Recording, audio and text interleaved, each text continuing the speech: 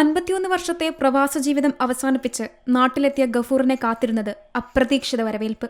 ഏവരുടെയും ഗഫൂർ ഭായിക്ക് സ്വന്തം നാട്ടുകാരാണ് നാട് ഇന്നേവരെ കാണാത്ത വിധത്തിലുള്ള സ്വീകരണമൊരുക്കിയത്.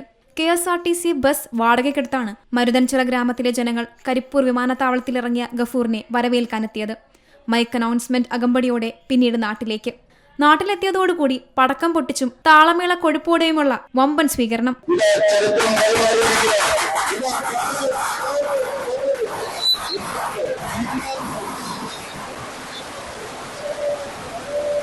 അത്തരം വലിയ സ്വീകരണമാണ് നമ്മുടെ കൃഷ്ണൻ സാഹിബ് കിട്ടിയിരുന്നത്.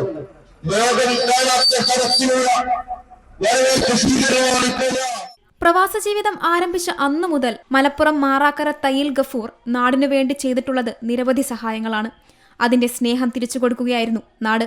51 വർഷത്തെ പ്രവാസ ജീവിതം അവസാനിച്ച് ഞാൻ ഇന്ന് നാട്ടിന് തിരിച്ചെത്തി. എനിക്ക് എന്റെ നാട്ടുകാരും എന്റെ സുഹൃത്തുക്കളും എന്റെ ബന്ധുക്കാരും എല്ലാവരും ഉണ്ടായിരുന്നു.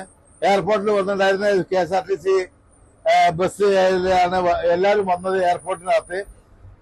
അപ്പോ അവിടുന്ന് എല്ലാ സ്വീകരണം കഴിഞ്ഞിട്ടാണ് ഇപ്പോൾ ഇങ്ങോട്ട് വന്നിട്ടുള്ളത്. വളരെയധികം സന്തോഷം. നാട്ടുകാരെല്ലാവരും കൂടി എനിക്ക് നാട്ടുകാരെ ചങ്ക് പറിച്ചിട്ട് എനിക്ക് തന്നു, അത്ര പറയാനുള്ളൂ. വളരെയധികം സന്തോഷമുണ്ട് എന്റെ ചങ്കായ നാട്ടുകാർക്കും എല്ലാവർക്കും. തയ്യിൽ ഖാദർ ഹാജി ബിരിയാമു ദമ്പതികളുടെ 5 മക്കളിൽ ഏറ്റവും മുതിർന്നയാളാണ് ഗഫൂർ. 13-ാം വയസ്സിലാണ് പിതാവിന്റെ കൂടെ വിദേശത്ത് പോയത്. വിവിധ പ്രദേശങ്ങളിൽ ജോലി ചെയ്ത് 65-ാം വയസ്സിലാണ് ഇപ്പോൾ തിരികെ നാടണഞ്ഞത്. ഗ്രാമത്തിലെ പല ആളുകൾക്കും പ്രവാസി എന്ന സ്വപ്നം യാഥാർത്ഥ്യമാക്കാൻ ഗഫൂർ ഭായ് അവസരം നൽകിയിട്ടുണ്ട്. ആ സ്നേഹം തന്നെയാണ് ഈ വരവേൽപ്പിന്റെ കാരണം. ശിഷ്ടകാലം ജീവകാരുണ്യ പ്രവർത്തനങ്ങളുമായി മുന്നോട്ടു പോകാനാണ് ഗഫൂറിന്റെ തീരുമാനം. നമ്മുടെ സ്വന്തം മാറാക്കരയുടെ കേരള ചരിത്രത്തിൽ ആദ്യമായി ഇന്നുവരെ ആരും കാണാത്ത ഒരു പ്രവാസിയുടെ വരവേൽപ്പാണ് നിങ്ങൾ കണ്ടുപിടിക്കുന്നത്.